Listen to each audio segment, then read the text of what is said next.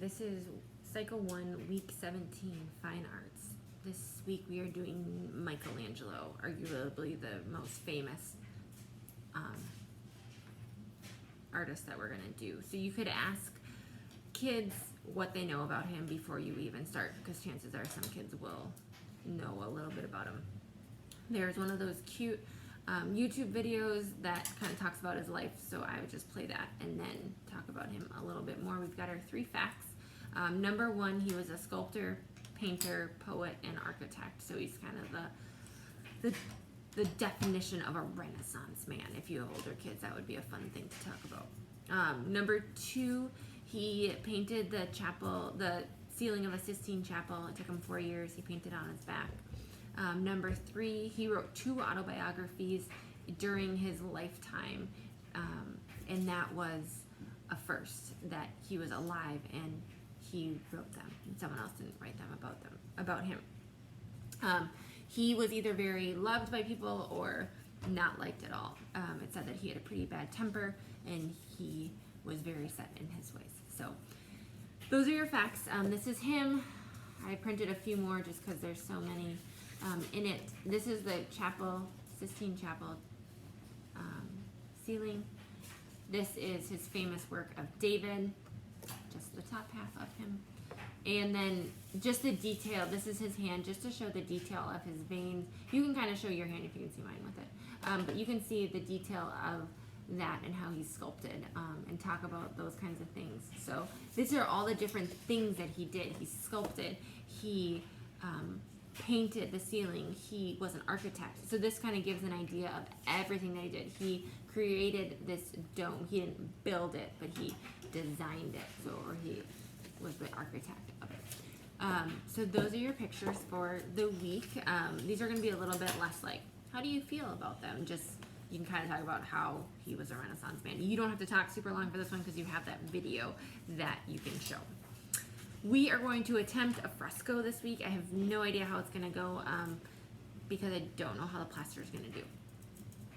But this is what we're going to do, or try to do. I think someone has wax paper in their bin. Please let everyone know, because we only need one. If not, I can just bring this. This is mine from home. But I think someone has a thing that we bought. Julie and I bought it. So each kid is going to get one of these burlap sheets in week 17. It's about this size. And you need a piece of wax paper that is bigger than the burlap sheet, okay? So that's how it's going to be set up. You are going to need a mom in the morning immediately to start on this project for you. And maybe you just have 2 moms. Maybe we just have 2 moms do everyone's. But you're going to need to mix this Paris of plaster. So it's what chalk is made of if you haven't ever worked with it. It's like a kind of a dry molding sort of thing. And so this is, Michelangelo would use this. He would make frescoes out of it. It's painting on wet plaster, and this is what the ceiling of the Sistine Chapel actually is. And so you mix that Paris of plaster. Each kid's going to get about a half a cup, or like a healthy scoop, onto the burlap. Onto the burlap. And then there's some gloves in your bins. If not, we have extras. But kind of flatten that out onto just the burlap. So essentially what the burlap is kind of like your wall. It's good. When it hardens, the plaster hardens, the burlap will act as the wall or the binding agent that doesn't allow it to break, or something to adhere to. The wax paper is just so that it doesn't go everywhere. That is not going to be helpful. So they're going to flatten it out, and then they're going to use watercolors and brushes and use some Dixie cups, or if you have any left over. If not, let me know. I have more. And they're just going to paint onto the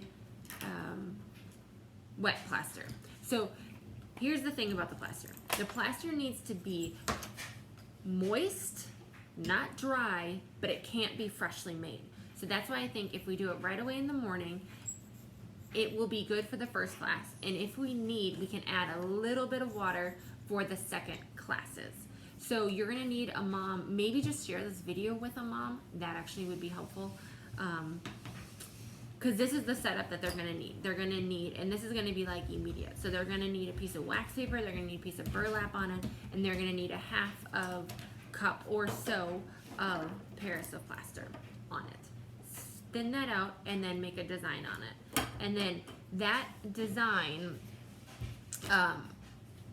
once it's dry, the kids are going to take these home. There's no way we can put these obviously in their kids' folders.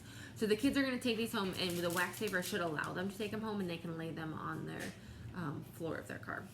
And once they do that, and they've kind of like put designs in them, you can, I have toothpicks on there, but I don't think that's going to work.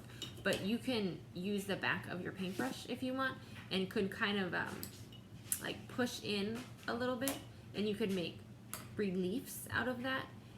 And when you got home, you could use Play-Doh or Silly Putty once it's dry, and you could push that in there.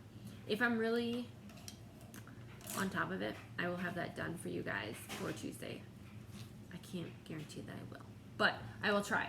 So then you can take that and you can almost make it like a stamp.